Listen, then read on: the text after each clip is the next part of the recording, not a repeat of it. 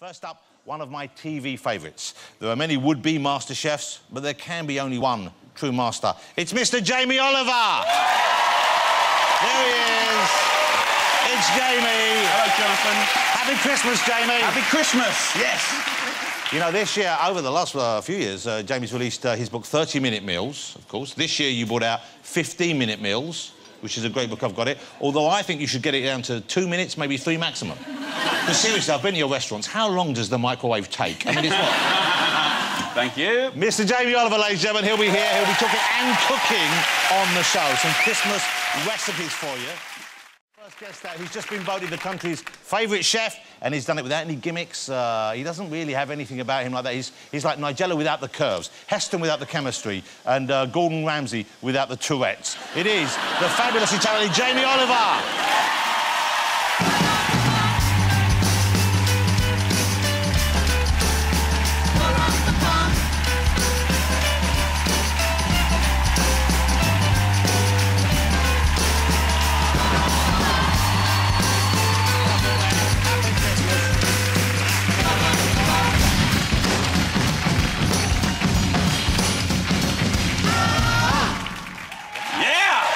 Good. That's the best version I've ever heard. Jamie, it's great to see you here. Jamie Oliver, ladies and gentlemen. What a handsome and talented young man. So nice to have you for Christmas. I'm guessing for someone, because I know you are full on, you're working all the time. So Christmas for you must be time off. It must be a time where you can legitimately say, OK, no more work, just be at home. No, not at all. Can you imagine? Well, because I've got 26 people coming round, and I've got to do it. I tried a few years where I get a couple of chefs in, but it didn't work, really. Didn't work. So you have 26 people coming for Christmas dinner? On Christmas Day? Yeah. OK, so that would be family? Yeah. And who else? Kids. Well, they're all ours. I mean, there used to be like 13, 14 of us, and now we've doubled it with children in the last 8 years. Well, can't you limit them? Can't you say you can only bring 2 each and the rest stay at home? Yeah. I'd like to. You keep it we haven't got a table big enough, so the kids have their own table. That's nice. We have our table. And then I basically... I do the meat, the goose, the turkey, the gravy, the roasted veg, and then I delegate everything else, like Mum does the trifle, Daz does the Christmas pudding, I get my sisters to bring the sort of gratin veggie dishes. OK, nice. You know, and basically, it works really well. And what does Mrs Oliver do? What does Jules do? Mrs Oliver, she looks after the kids whilst I'm cooking. So can she not cook? She can. She's very good at cooking for the kids. OK. But she's... So, wow, that's a terrible thing to say about your wife. It's taken me 15 years to have a politically correct answer like that. So that's like fish fingers under the grill and beans in the microwave, is that right? No, she does an amazing stuff in a pan, like bits of fish, veg. I mean, she does, in 5 minutes, she'll rattle out stuff for the kids. And do the kids, are they all still of the age where they still... How do I put this without... Have they still... Yes, they do. They still all write to Santa Claus? Oh, yeah, no, they've got a specific list to Santa. Okay. But if they misbehave, I keep telling them that Dad will infiltrate that sack. That sounds really wrong to surely that should be Mum's job. Oh, God. Oh, dear. OK, let's talk about food, because Christmas, food is a big deal for all of us. You just said you cook at home. That's a major task you've got there. Are there recipes in the book? I've got it at home, but I didn't see any Christmas recipes. There's the new one at the moment. 15-minute meals. Is Jamie looking lovely with a slightly cheap hoodie on the cover there? That's true. What is that? It was quite true. It was... TK Maxx. It's not even your size. And so... 15-minute meals. But they are 15 minutes. I've cooked 2 or 3 things with this. They are genuinely 15 minutes. Well, and if you can do them in 15 minutes, then everyone else can do it in 10. You know what? There's some truth in that. There is some truth in that. What's the quickest one you could do? Is there one in here that... I mean, these are all for us. Maximum 15 minutes, but some you could... 10, 11 minutes. OK. And what's your favourite thing in here? I don't know. I've got a bit of a soft spot for the coconut buns with the sort of hoisin chicken and all the lovely steamed greens. You like all the Chinese and Asian, Asiatic food, but I think the public, like, we're so worldly now in the stuff that we get and the stuff we're used to. But, like, you know, I didn't actually plan to write that book. It was the public pretty much... You know, now with, like, all the social media and stuff, they tell you what they want and what they want more of. And clearly they want... stuff from around the world, and they want it really quick. Let me ask you about the restaurants, because they're beautiful places. I don't know if anyone's eaten at Jamie's restaurant. If you had the chance to eat at Jamie's restaurants, they're lovely places. The food, I've never not had a magnificent meal there. Thank the Lord for that. I'm not just saying that. But people do steal things. I don't think they steal... It's not, like, kind of malicious, and they're not stealing but they take mementos away, don't they? It's really fun. I mean, for anyone that works in the public eye, you have this relationship with the public where they know a lot about you and you know nothing about them. and over 15 years, which is how long I've been doing it, you know, you have a very affectionate relationship with the public. But customers do surprise you every now and again with some odd things. I put these beautiful toilets in every restaurant, no matter what, and they're called Thomas Crappers, right? And they're the like, original Thomas... They're the original toilets, yeah. But they're gorgeous, and I thought, well, I want toilets to look nice, you know.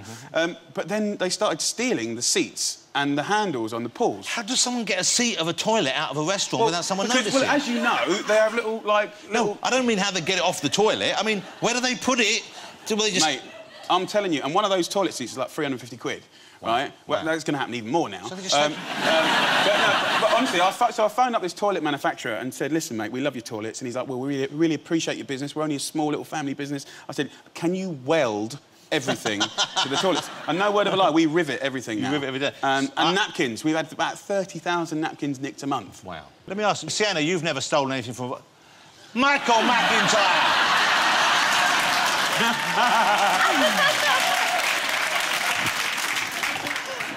What? And you know what? He loves it so much, he carries it around with him everywhere. Yeah. So that's kind of over, hopefully. That's, no, it's not over, it's happening continuously. You're dealing with it, you're processing it. Honestly, we've had to put it in the profit and loss sheet, under losses. But are you a smart businessman? I mean, you've done great in business, but you must have learned, you must know your way around a spreadsheet now. You know what, I get accused of it. I really think I'm not. I have a feeling for stuff, but the thing is, my feelings, which are often right, when they go wrong, are, you know, fairly spectacular. Do you look back and think, are there missed opportunities? Are there things that you feel you failed at? I mean, from where I'm sitting, it looks to me like everything you've done has been successul. Are there things you look back and wish you'd tried them differently? It's never that simple. I mean, like, the things that work really well often subsidise the things that look like they're working, but they're not. Yeah. I think that's the truth of it. And when you've got 7,000 staff, you know, it's never all rocking and rolling. 7,000 staff? Yeah, and that's probably a little bit under. And so when you go through a recession like we are now, you have to worry about completely different things. Yeah. Does that keep you awake at night? Do you worry about keeping those jobs going? Weirdly, no. I'm not a worrier, and I think that's my problem. That's why I keep doing things that I probably shouldn't. I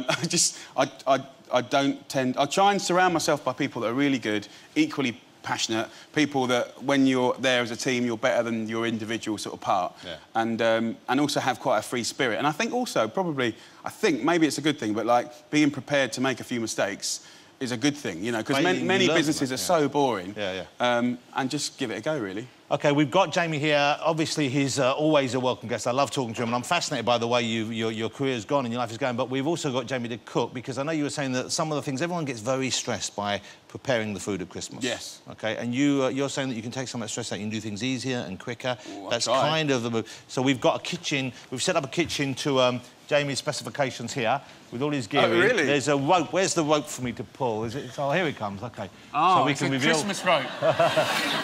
Oh, I can barely reach. OK, here we go. So this is gonna... And there's your luxury kitchen. Yay! For Christmas. OK, let's go in. What the... You've got everything you need here. What are you going to cook for us? You're going to cook something off and then we're going to keep coming back to you. What are you going to do OK, well, you said retro, and you said that you didn't have any pots and pans, which you've delivered on. We want it to be basic, so like anyone can do it, with a minimal kitchen. So thank you, Jonathan. We've got a toaster here, a microwave. But I did ask, I've got one of the original ones of these, right? You remember this, guys? Come on, what is it? Soda stream. Right, OK. Here is a genuine tip if you want to have a crack. So, guys... champagne is really expensive, yeah? Yes. Really very expensive. Yes. So, but what you can do is, for a fraction of that price, you can get a decent bottle of wine for £7. £7 will get you a decent bottle of white wine, yeah? OK, yeah. OK, so we put... Oh, the crowd are going tonight, they're thinking £3.50. £7? No word of a lie, this is no joke, right? If you fill this up in here... So that's an OK wine, but not a... An OK wine will basically bubble up to be much better than an OK bottle of champagne. Right? So let's have a go. I'm not joking. It's really good. Oh, yeah. So this would... Hold on.